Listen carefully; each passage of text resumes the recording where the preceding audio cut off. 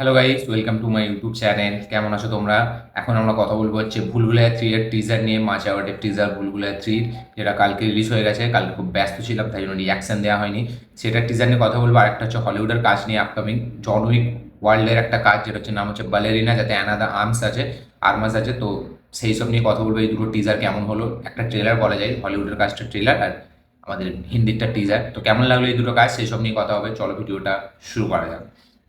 সবথেকে প্রথম যদি কথা বলি ভুলভুলাইয়া 3 এর টিজার নিয়ে, এই টিজারটাই সেরকম কিছু রিভিল করেনি। জাস্ট একটা ওয়ার্ল্ডটার সাথে আমাদের ইন্ট্রোডিউস করানো হয়েছে এবং বিদ্যা বালানের ক্যারেক্টারটাকে দেখানো হয়েছে। এখানে সব ক্যারেক্টার ইন্ট্রোডিউস করা হয়েছে, বাকি সাপোর্টিং কাস্টকে খুব একটা হেভিভাবে রিভিল করা হয়নি, কিন্তু মেন যে লিডগুলো সেগুলোকে দেখানো হয়েছে।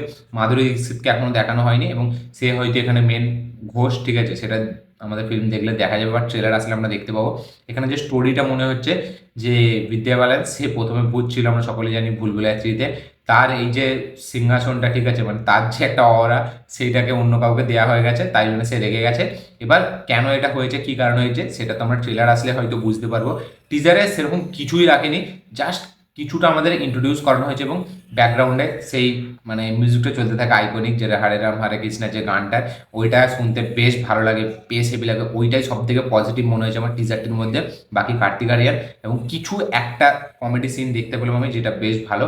এবং বাকি ওভারঅল অনেক কিছু নেই টিজারটা নিয়ে বলার মতো, ঠিক আছে, কিন্তু ফিল্মটার টিজারটা একটা জিনিস প্রমিসিং করছে যে ভুলভুলাইয়া 2 এর থেকেও ভুলভুলাইয়া 3 আরও উপর লেভেল হতে চলেছে, আরও বড় স্কেল এবং আরও গ্র্যান্ড হতে চলেছে, যেটার জন্য আমাদের ট্রেলার পর্যন্ত ওয়েট করতে হবে।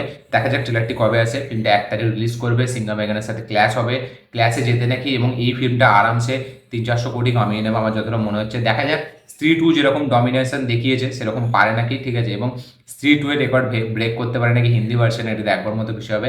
টিজারটা একটা প্রমিসিং ভাইবস দিচ্ছে। দেখা যাক ট্রেলার আসলে আরও কতটা কি আমরা দেখতে পাই। তো টিজারটা আমার বেশ ভালো লেগেছে। আপনারা যারা দেখেছেন অবশ্যই কমেন্টে জানাবেন যে আপনাদের কি বক্তব্য। যারা এখনো দেখেননি তারা গিয়ে টিজার দেখে অবশ্যই কমেন্টে জানাবেন যে আপনাদের কি রিয়াকশন।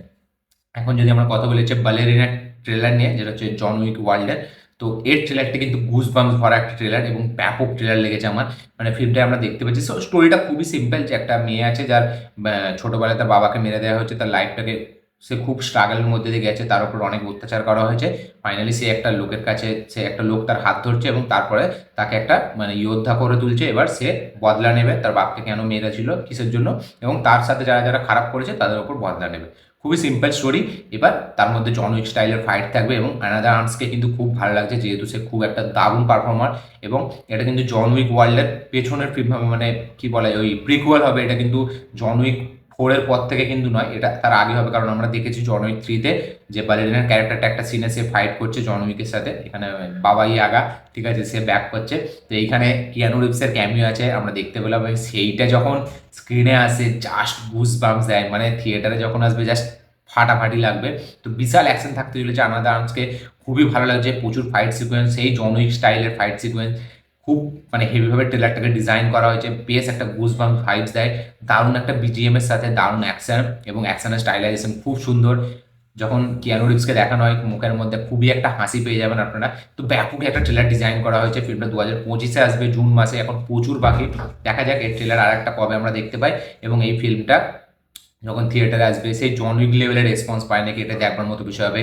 তো ব্যালেরিনার ট্রেলার আমার কিন্তু আউটস্ট্যান্ডিং লেগেছে। আপনাদের কি মতামত, কি রিয়াকশন এই ট্রেলারটি দেখে অবশ্যই কমেন্টে জানাবেন। যারা এখনো দেখেননি বা যারা দেখে নিয়েছেন তাদেরও কমেন্ট করবেন দেখে, বা যারা দেখে নিয়েছেন যে আপনাদের কি রিয়াকশন এই ট্রেলারটিকে নিয়ে, আপনাদের কেমন লেগেছে এই ট্রেলারটি, এবং কিয়ানো রিভসকে দেখার পর আরও কেমন লেগেছে সেটা অবশ্যই কমেন্টে জানাবেন। আমার এই ভিডিওটি ভালো লেগে থাকলে লাইক শেয়ার কমেন্ট করবেন, চ্যানেলটিকে নতুন হলে চ্যানেলটিকে সাবস্ক্রাইব করবেন, বেল আইকনটি প্রেস করতে ভুলবেন না।